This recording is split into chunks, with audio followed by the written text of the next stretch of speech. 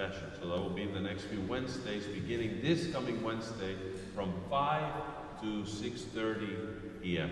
And we continue having our Friday fish fry. We had a beautiful day yesterday with the St. Joseph altar. Every Friday we have the fish fry from 6 to 7:30 p.m. And also remember that the Way of the Cross is here in the church at 6:30 p.m. every Friday of Lent. And a reminder, those to be confirmed, those who will receive the sacrament of confirmation in our parish this spring, they need to call the office as we're making a call. The Archbishop Hughes is coming for confirmation this year, so you need to let us know, and especially the group that has been preparing. If you know that they are in line to be confirmed, just make sure that they call this week to the office. Then our parish Lent retreat will be on Saturday, April 2nd. In the back of the church, the ushers, they have tickets for the Lent retreat. That will be a Saturday, April 2nd, from 8 in the morning until 12:30. And we've chosen the theme that the Pope has chosen for Lent, Open Your Hearts to God. And everything will be here in the church. So we will have a day, it may be a little different from other days of recollection, that it will be more spiritual, more time to pray here. Several of the people of the staff will be helping. We'll have some speakers, time with reflection before the Blessed Sacrament, and it should be a good morning to prepare us for Holy Week. The ushers have the tickets. There's a $10 donation, so you can help us. There's a little basket for that there in the back, and you can take your ticket today. We have printed out 150 tickets, so you can help us with that. And the ushers have strict instructions not to have any tickets left after today. I'm just kidding. We don't know. But actually, if you cannot give the donation, we'd rather have you coming, so we want you to come for the Day of Recollection, Saturday, April 2nd. A couple of more announcements. We had a death in the parish family from one of our neo-catechumenate communities. We have 3 neo-catechumenate way communities, and a young man, Thomas Aguilar, you heard me mention his name, the prayers of the faithful, father, husband, he leaves 2 little girls, one 4 and one 2. So he died of lung cancer.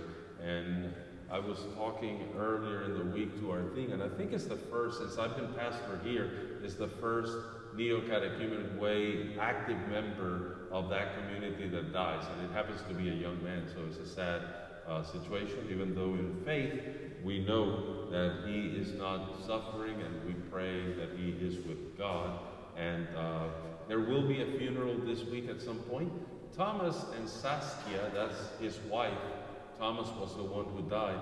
They actually leave an imprint here in the church because they were the ones who painted the icons you see in the confession. So when you leave the church today, you can see the beautiful icons. On this side, you have St. John the Baptist and the prophet Hosea. I always call this confessional the confessional of God's justice. And then on this side is St. John Paul II and St. Faustina, the apostles of divine mercy. So I call that confessional the confessional of divine mercy. I'm just kidding. God's mercy is in both confessionals, but they painted those icons, so they have some connection to the church, and certainly they have been part of the community. So probably the funeral they're deciding today, but it may be later in the week. The tradition of the New Catechumenal Way is that they have the body in church for the whole night, for the vigil. They stay praying during the night, and then on Friday morning we will have the funeral mass, but we will have more details today, so stay tuned to social media of the parish as we communicate that. And the reason I'm saying is because Friday, March 25th, the feast of the Annunciation, our Holy Father Pope Francis is consecrating Russia and the Ukraine to the Immaculate Heart of Mary. Those of you who are familiar with the revelation in Fatima, that's one of the petitions of Our Lady, and the Holy Father is fulfilling that petition. It's happened before. There's some question in 1984, St. John Paul II did that. He didn't mention Russia by name. The Holy Father now is supposed to mention Russia by name and the people of the Ukraine.